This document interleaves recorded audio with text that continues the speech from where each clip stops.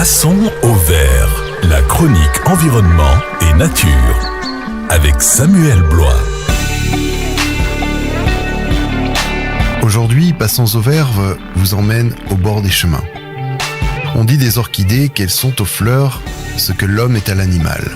Alors on va sortir des sentiers battus pour s'intéresser, vous l'aurez compris, aux orchidées qui poussent proche de chez vous. On va oublier les phalaenopsis, vendus en promo entre la supérette et le vendeur de meubles suédois, et prendre le temps de s'intéresser aux plantes sauvages. Et je dis bien sauvages, celles que l'on ne cueille pas, qu'on ne dompte pas, celles qu'on observe à genoux, en silence, dans la lumière douce d'un matin de mai.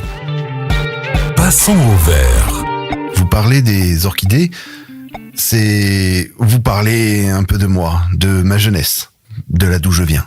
Si l'on est attaché à sa terre, il y a toujours une image, un son, une odeur qui vous y ramène. Je suis périgourdin, j'ai grandi sur les cosses calcaires de ma famille. Enfant, j'avais déjà l'œil au ras du sol. Je cherchais les insectes et autres papillons, les champignons. Et puis, un jour, alors qu'elle était là depuis toujours, j'ai trouvé une abeille. Pas de celle qui bourdonne, non, de celle qui les attire, de celle que l'on admire.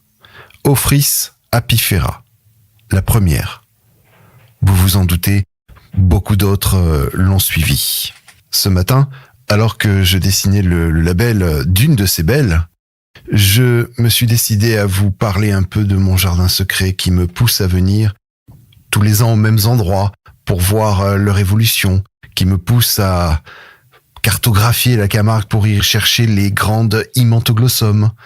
À chaque fois, c'est la même émotion. Une fleur ou une rosette, un sol, une lumière, et tout s'accorde. En France, on est gâté. Pas par le climat en ce moment, mais ni toujours par nos politiques, mais par la nature, oui. Des orchidées sauvages, on en compte près de 160 espèces en métropole. Et si on ajoute les hybrides naturels, ceux qui naissent de la rencontre entre deux espèces proches, on dépasse les 200 formes différentes. Ce n'est pas rien, c'est même beaucoup pour un pays aussi petit à l'échelle du monde. Certaines poussent en montagne, d'autres en plaine, certains aiment les marais, d'autres les pelouses sèches, les bois clairs, les dunes, les bords de chemin. La plupart des orchidées sont tropicales ou subtropicales, presque 95% d'entre elles.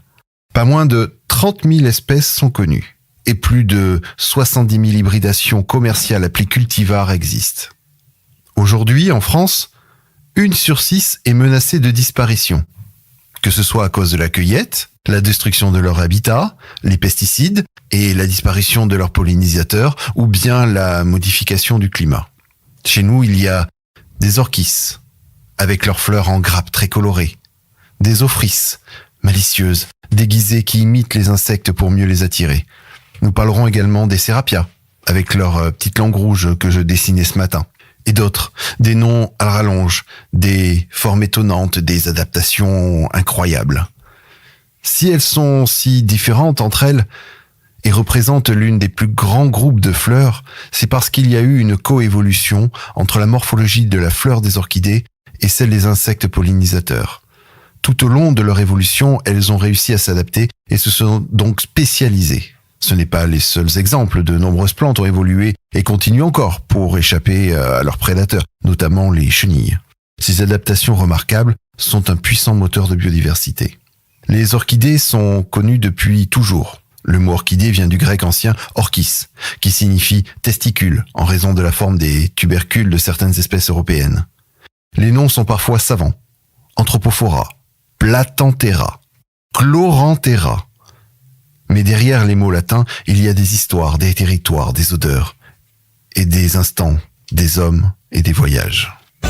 Je clôt avec vous ce premier chapitre dédié aux orchidées et promets de revenir très vite pour la suite. J'aimerais remercier Jean-Michel pour le montage. Je vous invite à commenter et poser vos questions sur les réseaux sociaux. Je vous rappelle que ce numéro est disponible en replay sur toutes les plateformes de podcast. À bientôt et passons au vert. Passons au vert avec Samuel Blois.